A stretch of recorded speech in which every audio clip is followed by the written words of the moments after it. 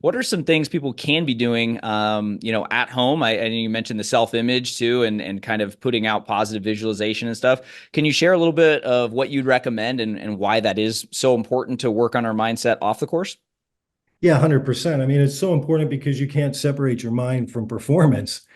So many golfers think like, okay, I can isolate technique and then I'll work on my mental game. But your mind is constantly influencing everything you do on the course and in practice. And in fact, you're grooving parts of your game even as you're thinking about it off the course. So we got to be one, really paying attention to what we're replaying in our mind because that's actually grooving whether we're going to be producing more success or more struggles out there. One of the biggest things that people can do right away to start honing in off their off-course mental game is really owning the first and last 20 minutes of every day. So we call them their morning and evening like brain power-ups, and you can even do the same type of routine before a round of golf as a way to really get yourself in gear. Why is the first 20 and last 20 minutes of every day so important? It's because I when know you're in, that one, John. I was excited. I thought that was a question. I was like, man, oh, I graduated the mental golf school. I was excited about it. I well, go wanted to at ahead. least. Fill me in. All right, Fill me in. is it because the subconscious is still more active than the conscious because we're kind of in a different brain wave, and so we're able to be a little bit more acceptable to new suggestions, and when auto suggestion is at a higher peak there? Yeah, that's 100%. Yeah. So our brains are oscillating between four primary brain waves every day. Beta is full alertness. Alpha is that relaxed awareness state. We got theta, that's kind of like when you're laying in bed, losing in touch with the bed and the surroundings, going into like a dream state. And then we have deep delta waves, which is unconscious sleep. Well, every day as we're cycling and waking up and going to bed, our brains are rotating through this. So as an adult, our most receptive times in the day are those first 20 minutes. Most people are just leaving it to chance and random.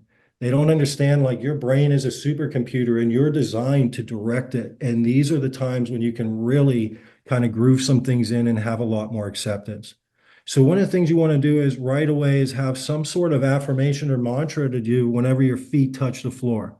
Because one thing we want to do is wake up feeling good, excited, and really ready to and energized to start our day. One of my mentors back in the hypnosis world told me, when your feet touch the floor, you stand up and you say, what a glorious day filled with love, opportunity, and potential. And one of the reasons he said to do that is your subconscious mind goes on the search. So as you use self-talk, as you're using the questions through your day, it isn't so much the words, but the images and the movies and the narratives it's really creating in your mind. And so when you're telling your mind what a glorious day it is filled with love, opportunity, and potential, you're starting to set the radar for it to go out, seek, and find. So I thought that was a pretty powerful suggestion. He said, try it for a month. I'd been doing it now for, over 25 years. I now wake up in the mornings we were talking and just fully energized. I wake up, I'm ready to start the day. And a lot of that's from that first step of the conditioning. The next thing you can kind of do is we go in and start asking power questions because questions are often more powerful than self-talk. Again, questions put your brain on the search for things. So Tony Robbins was really big in putting out questions like this and talking about its effectiveness. But we immediately go into what am I grateful for? We're identifying things of gratitude. Gratitude is the same vibration as abundance. As we're starting to get into gratitude, we're really building up a great interior vibration for ourselves. We're building that again, finding more things to be grateful for the day. It's a really powerful thing to put your brain on. This could be related to your life, it could be related to your golf, but more so than just answering the questions is taking a moment to pause, reflect on something like that. Like, I'm really grateful for my dog. My dog is one of my companions. And then reflecting on what is it about my dog that makes me feel so good? And I get that feeling, and it's that emotion and that drive that really kind of sets our day up for success. Another good power question. What am I proud about in my life? Or what am I motivated to do?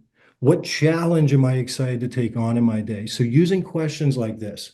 And then when you're brushing your teeth, you want to make this a part of your routine. So create a little self-talk script for yourself.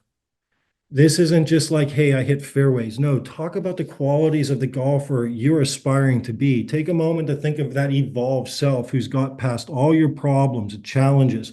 What is that player like? And begin to describe those qualities. Something short and sweet, something that can take a minute to 2 minutes every day to read. And after you brush your teeth, you then stand there nice and tall and either affirm out loud or inside your mind that suggestions. So it's not just about feeling good in the morning. When you're doing that, what's happening in your brain? Where there's a thing, and I might not be pronouncing it right, it's Hebbian learning theory, where you have neurons that fire together, wire together. So every day you're doing repetition, you're binding more of these neurons and you're creating a more diverse and dense network.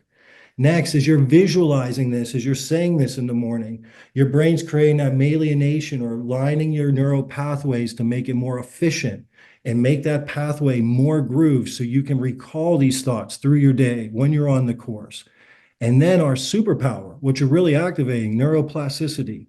So as you're constantly saying this and visualizing it, the brain's superpower is it's amendable and adaptable based on the things you're saying and your experiences in life. So it's literally yours to mold. And during these times in the day is when you're most receptive to these new thoughts. It gets in there and it really sets the stage for your whole day. If you're not taking advantage of that time, again, it's left a chance. The negativity bias will come in. We have a life that's kind of up and down. So I've learned really early on, I was really blessed that when you own that, you're really owning the day. And then the reverse is happening at night. As you're going to bed and you're doing similar things, your brain, your subconscious is being filled with all your goals. As you're starting to go into those different waves in brainwave states, your brain starts dreaming about these goals. It starts seeing yourself carrying out these things. And then for some reason, you wake up in the morning and you're really excited to go out there and practice and go take on your challenges, and life evolves.